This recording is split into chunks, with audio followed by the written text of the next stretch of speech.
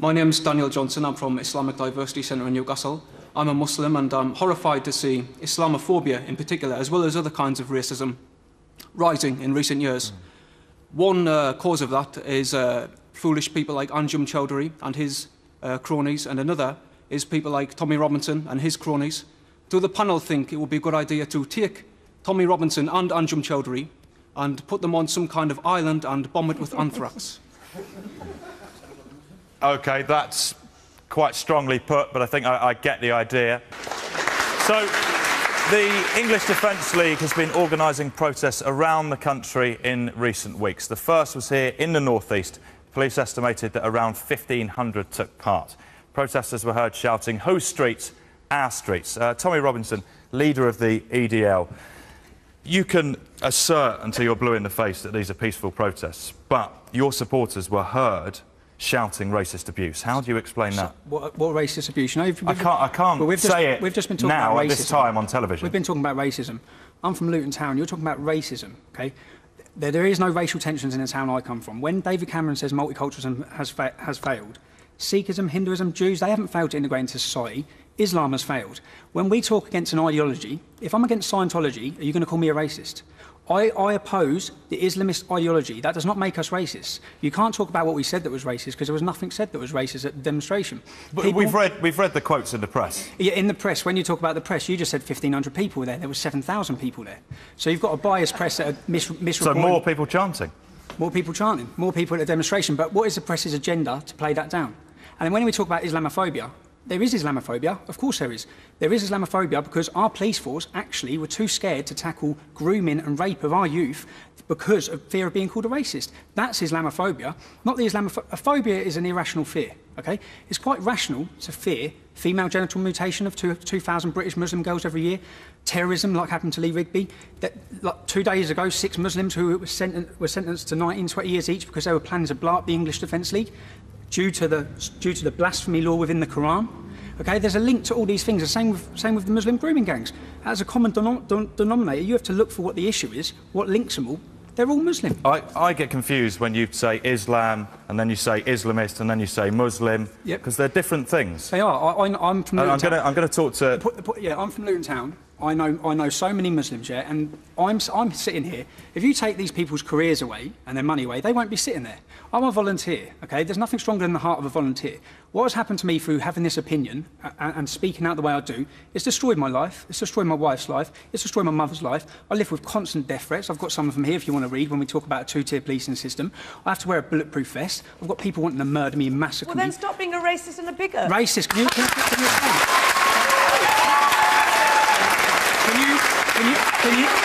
Can you please explain one thing I've ever said? I am a British citizen. I was born in this country, and I do not spout off rubbish like you do. Okay? No, what am I saying that's rubbish? I haven't got death threats. Do you know why? It's because I'm a nice person. Please explain. I want harmony in this country. If you talk against Islam, you'll have death threats. Please explain what I've said that's racist. Please explain. What you've done is... No, please explain what I've said that's racist. I'll tell you what's racist. No, she's called me a racist. OK, well... Please explain. Please explain. Granny will pick it up. So you're not going to explain. What you've done is you've taken a community with, hundreds of thousands of members... Billions of people. And you've picked like a tiny minority, and you've said they're all like that. I think that's the slightly racist part. You're What's racist? What race is Islam? Against all Muslims. No, I'm not against all Muslims. Yes, I got married last year. I had 4 Muslims at my wedding. I had 4 Muslims at my wedding. Admit your true colours. Excuse me. Akala?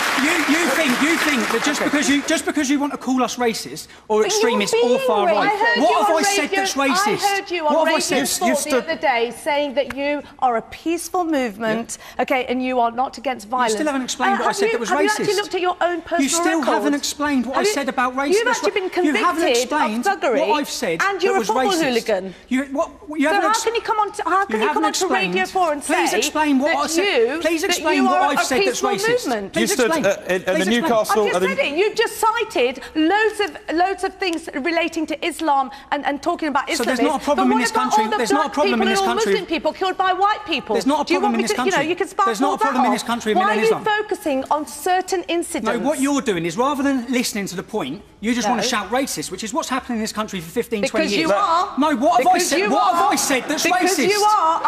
Tommy, you're so weak. You are racist. You've got nothing to back up, darling. That, do you? Tommy, let Akala speak. You're getting what really have I said that's racist? You are a racist. What have I said bigot. that's racist? You're a racist. What have I said? Akala. And you do not represent the views of racist, the people darling? in this country at all. all. Sarah. Nothing. Akala? You've got no substance to your argument. You're not even backing up. I have, yeah. You've got loads of substance. I have. What happened to Lee Rigby? What happened on 7/7? All the Muslim grooming gangs. Everything I say is factual. Let someone else speak for a minute, please, Tommy. Of course, Mr. Robinson, there are no paedophiles who are white, and white people have never bombed anyone else's country. 87% of grooming cases are Muslim, yet 5% of the country is Muslim. You spoke. Yeah. Let me speak. Now, this is exactly the issue, is what I'm saying, right? As much as I agree with what's being said about this man and his organisation, right? Can you back up, we focus on fringe bigots rather than dealing with the real central issue that we have a political system. I can't count how many times I've read the Daily Mail or some other paper, not that I read these rags, and it says, Pakistani man does blah. When Jimmy Savile is convicted or something comes out about him, is his ethnicity or his religious beliefs put forward as the primary reason for him committing an offence? No. But we stoke the flames of this kind of bigotry, right? And then act shocked when it comes out. No one's prepared to explain what I've said that's bigotry or racist. 1 second. For those who don't know, Baghdad was the intellectual, cultural centre of mathematics and art and science about 1,000 years ago for quite a long time. No one blames Islam for that. So negative people who happen to be Muslim, yes, of course, it's your religion that causes it. But if you pioneer mathematics and science and introduce algebra into Europe and the guitar and coffees and lemons, that's not because you're Muslim. Well, the people... Okay. I'm going to get an opposing view from Dippu here for a minute. Dippu, you're a Newcastle councillor. You organised the counter-protest. Yeah, Tommy, I've heard of double vision. I've never heard of triple vision before. There wasn't 7,000. There was about 1,500 EDL thugs in Newcastle on the 25th of May. Okay, now you've had your you had 1,500. You've had your say. We had a peaceful protest, unlike you drunks. EDL drunks on the day we had a peaceful protest. We had 1,000. Tommy, you've said it, but we had 1,000 local people, but you had to get people shipped in. You had to get people shipped in from other places of the country, to Newcastle demo and to have a party. But we had local people celebrating diversity, which we thrive on. I celebrate diversity. Sorry, I celebrate. If you see you celebrate diversity, you're the biggest fascist in this country. Yes, you are. I'm not You're fascist the biggest because you say fascist. so. You're an Islamophobe. You're an Islamophobe, and you hate Muslims. I don't hate Muslims. And do you know what? I don't hate Muslims. Your EDL organisation is just a platform for your ego. That's basically it. Can you tell me? Ego. When you say ego, do you think I enjoy being leader of the English Defence League? You talk about threats. Do you think I enjoy being leader of the English Defence League? You talk about threats. Your EDL, you wrote a letter to the City Council against me saying I've got extremist links. I didn't write a letter. No, I didn't. You said that. You wrote to Northumbria Police about extremist links. No, I didn't. Just show me. I've got the letter. I wrote a letter on top of that, Tommy. I didn't write a letter. Tommy, calm. On top of that, your EDL folks have threatened me against my life and my family, against me, on your Twitter, on your Facebook. So have you condemned them? Right. Have you condemned them, Tommy? Okay, let's take a bit of from this gentleman here, please. I'm going to chop up your kids. Thank you very much. I think regardless of Mr. Robinson's views, I'm sure everyone in this audience can agree that we're delighted he took the opportunity to come today and show how unrepresentative and out of touch he is. Yeah. I'm representative and out of touch for the audience that are here, but working class people back home will be sitting watching this, and when you all sit up, when you sit there, you're from Newcastle. When you sit there, and you're not, when you sit there. But if you're a representative, why don't you stand? Why aren't you a political party? Why don't you get elected? Because people who oppose extremist Islam vote for Labour, vote for Lib Dems, vote for Conservative, vote for UKIP, vote for BNP. It's a mixture of people. If you all want to pretend, what the problem is, you're all going to pretend there's not an issue in this country. There's a serious issue. Islam is not integrating, it's not assimilating. Wahhabi, Salafi sects of Islam, okay, they're spreading like a wildfire. What are you doing to combat them? What are you doing to combat Amgen Chowdhury? Hang on, we condemned...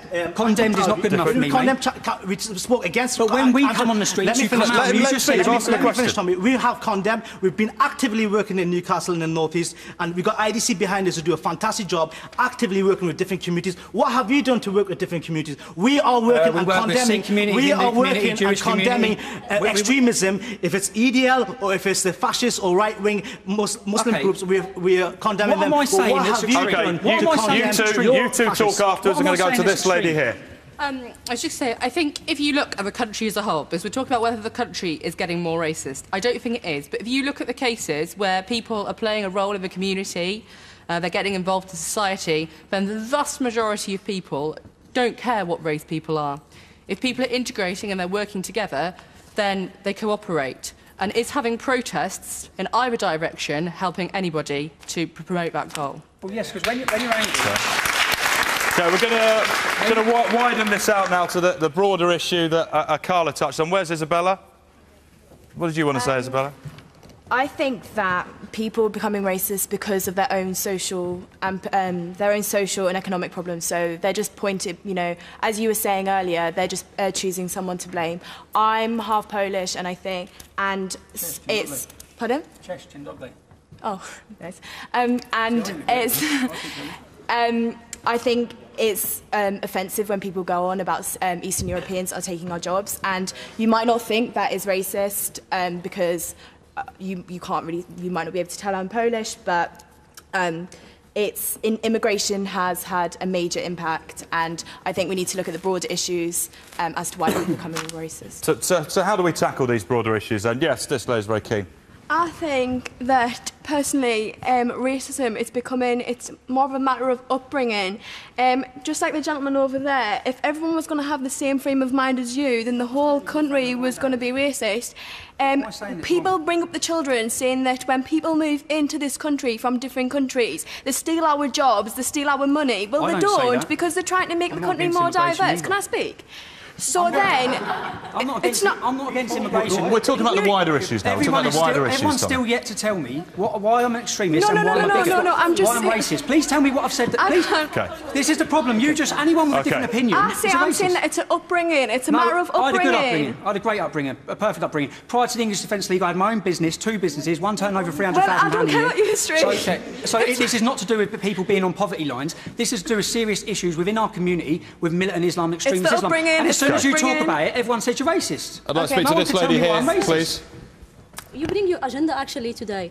Well, my question is, what we say, like, can we say what the problem about what people when they see women wearing scarf? Is that something when they behave with her racism? Is that something coming about economy issue? I don't think so. Well, I have no problem with the hijab either. You have your agenda, you finish it. I don't know if you finish it or yeah. But I'm me from Honolulu Spring. I've been here 2 years. Nobody sits with me in the bus or near than me because I'm wearing scarf. So can you explain for me how you guys what answering for that?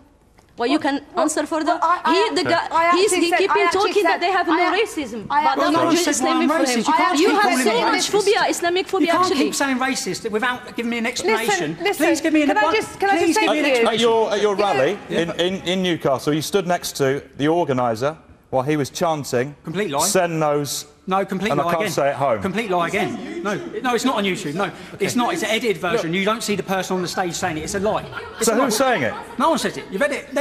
Every time someone has their arm up in the air, you say it's a Nazi salute. Please, can someone tell me what we say that is racist? No one is saying that, by the way. No, can someone tell me what we say that's racist? What you're doing is you're generalising. We're highlighting truths. You're generalising. The truth is not a lie. About a whole race no, I'm not of people. generalising. No, I'm not. Just on I mentioned certain that's what's racist. I mentioned certain sex. This is exactly what I said at the beginning of the programme. When we deal with racism, rather than dealing with the structural reality and all this nonsense about people are racist because they're frustrated about their life, it's totally classist. What we're saying, only working class people are racist. Do me a favour. Racism was not invented by working class people. It was invented by elite academics through pseudoscientific nonsense and perpetuated as part of political policy from the top down, not the bottom up. In fact, if we look back at the history of this country, when there were slave catchers in the streets, people had far more allies in working class parts of London than they did from rich people who were trying to catch them and send them back to the Caribbean. So let's be honest about the history and deal with the bigger problems of structural racism, because then smaller things and smaller frustrations that are breeding this type of nonsense won't be excavated so much. But this is the problem, is